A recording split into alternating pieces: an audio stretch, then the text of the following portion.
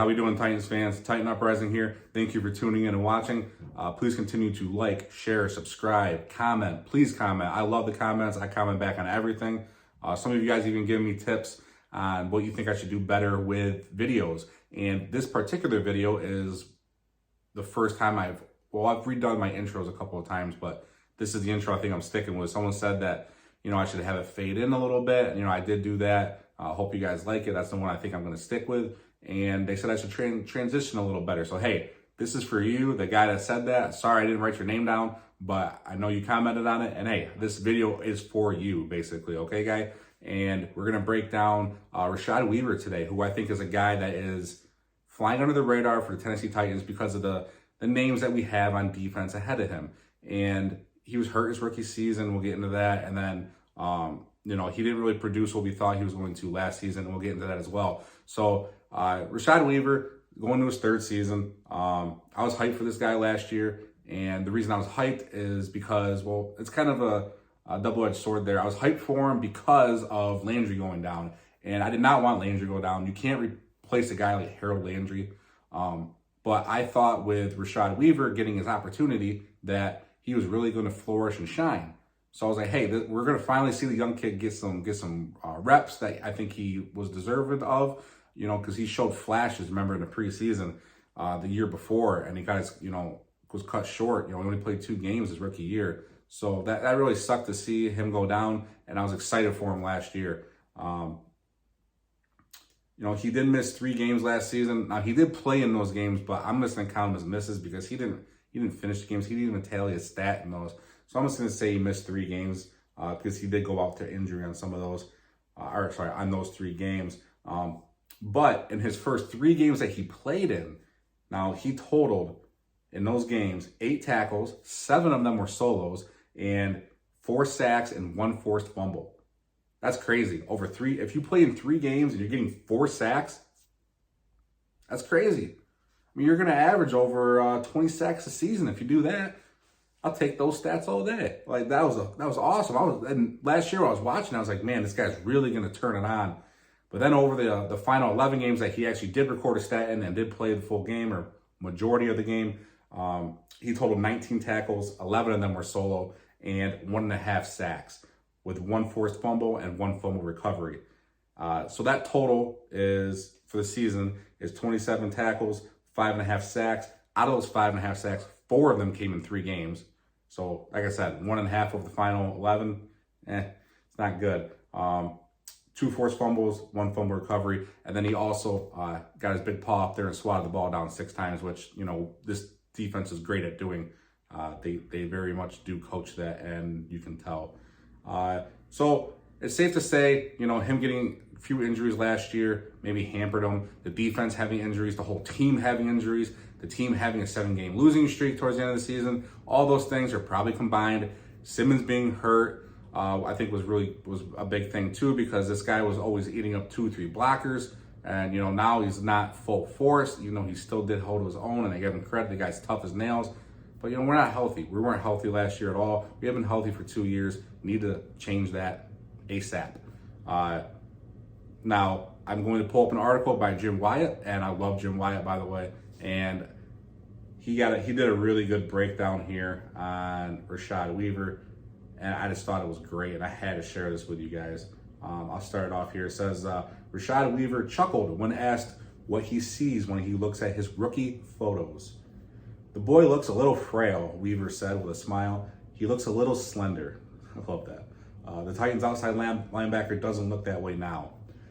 If you guys can see from the thumbnail of the YouTube video, he looks jacked. So, yeah, I think he's going to be stronger this year.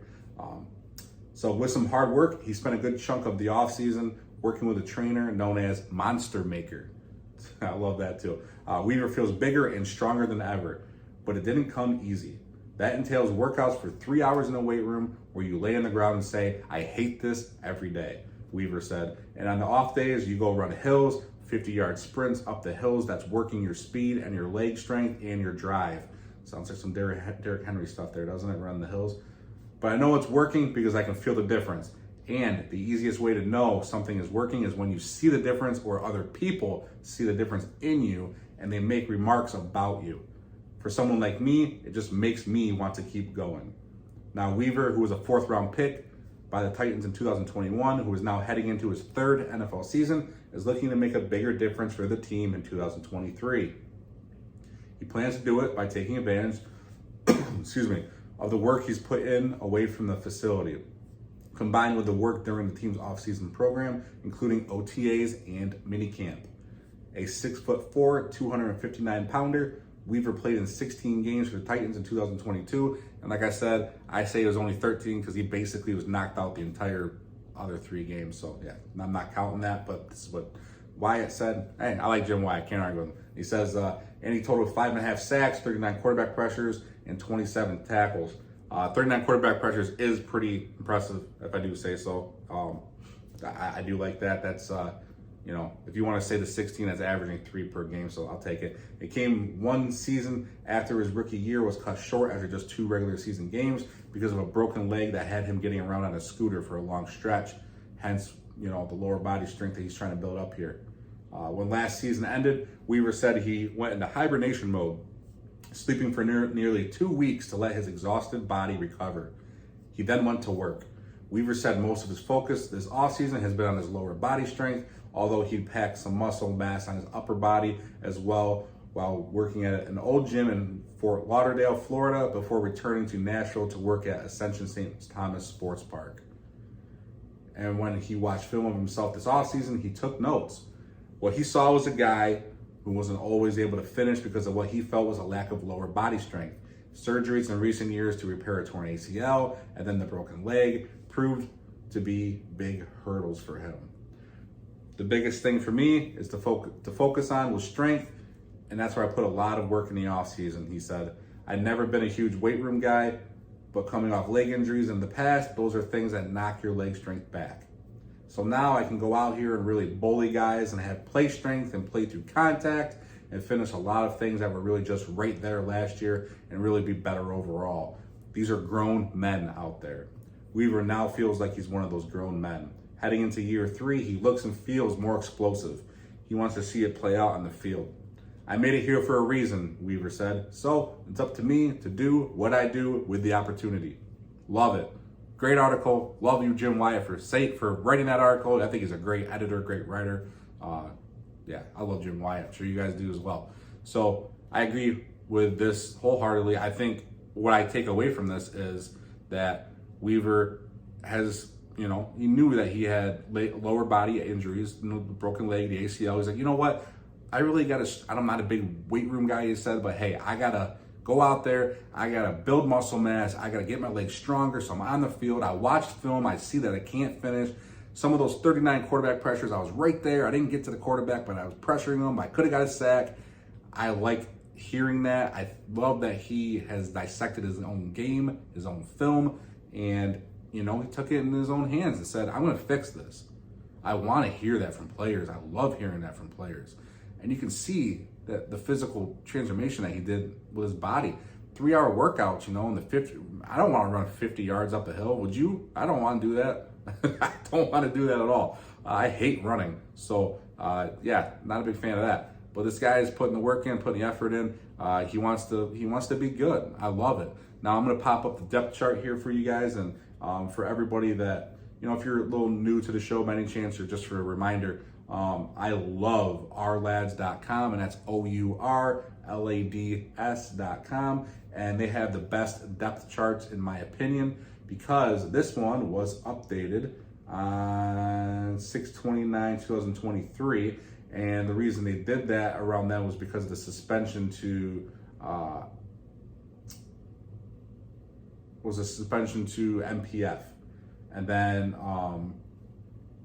they did not do anything with Hassan Haskins, but he did go down the depth chart a little bit. So I like how much they update this depth chart. This has been a few weeks, but if something happens, they do it quickly, and I do love that. Like I said, big fan of this. Can't talk enough good things about ourlads.com. Getting into this though, now Denico Autry, Tier Tart, Jeffrey Simmons, Harold Landry, not counting the inside linebackers here because we're not really going to blitz them as much as we do the outside linebackers, and then Arden Key. And then If you want to get into the backups here, we got Sam Okoyenono, Naquan Jones, Jaden Peavy, Rashad Weaver, and then, like I said, we're going to go into the other outside linebacker there, Zach McLeod. So look at the starters. You know, when you think of rushing the quarterback, or you're looking at Danico Autry, you're looking at Jeffrey Simmons, you're looking at Harold Landry, and you're looking at Arden Key, at who's going to be rushing the quarterback. Tier Tart's going to be the guy that's sitting there eating up the middle. He can also get home once in a while. The inside linebackers, you know, they're going to blitz once in a while, but, you know, they're mainly going to be in the middle of the field. And, you know, those are our 4 edge rushers right there, for our 4 main ones. Now, I'm huge on Arden Key, as I've said before numerous times. I had a whole video on Arden Key, how I think he's going to be the Jaguars' nightmare. He's going to be to the Jacksonville Jaguars like Danico Autry is to the Colts. And Arden Key, I think, is going to have a huge year. Now, with him being more of a starter, right? Rashad Weaver comes in here, nice rotational player, bigger body now, right? Got the lower strength back with him. You know, improved, wants to do better, situational. I wouldn't say so much situational, but rotational player. He's going to be fresh more. This guy can get home more now. I really do. And I think after seeing last year, I think maybe that's where he, at least for this season, that's where he belongs. He needs to be the depth piece. He doesn't need to be something that's a starter. We saw that last year.